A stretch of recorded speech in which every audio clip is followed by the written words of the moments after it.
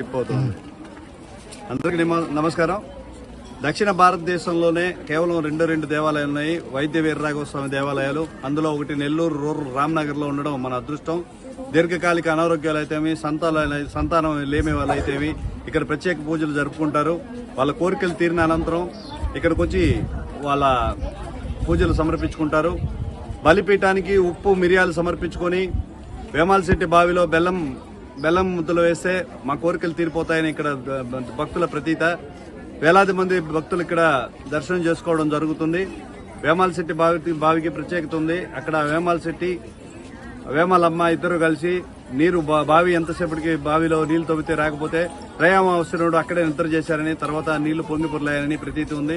భక్తుల కోరికలందరినీ తీర్చి సుఖశాంతులతో వర్తిల్లేటట్టు వైద్య వీరరాఘవ స్వామి ఆశీర్వదించాలని కోరుకుంటున్నాను. నమస్తే, నా పేరు షాన్వాజ్. ఈరోజు మా వార్డులో అనగా 37వ డివిజన్లో వేమాలశెట్టి బావి దగ్గర జరుగుతున్నటువంటి ఈ తిరునాళ్ల మహోత్సవ కార్యక్రమానికి జనసేన పార్టీ నుంచి గురుకుల కిషోర్ గారు ముఖ్య అతిథిగా ఆహ్వానించడం జరిగింది. ఆయన ఈరోజు వచ్చారు. చాలా చక్కటి కార్యక్రమం. ఇందులో ముఖ్యంగా దైవ సంబంధించిన కార్యక్రమం జరిగింది.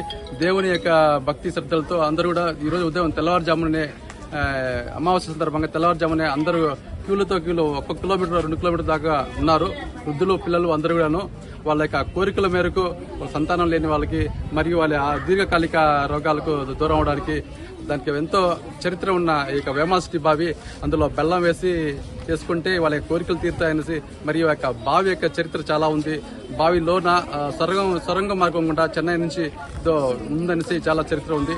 చరిత్ర చెప్పుకుంటే చాలా ఉంటుంది, కానీ చరిత్ర గురించి చెప్పాలంటే స్పష్టంగా తెలిసి చెప్పాలి. నాకు తెలిసినంతలో ఇంతే ఉంది, కానీ చాలా ఉందని చెప్పుకోవచ్చు. Thank you.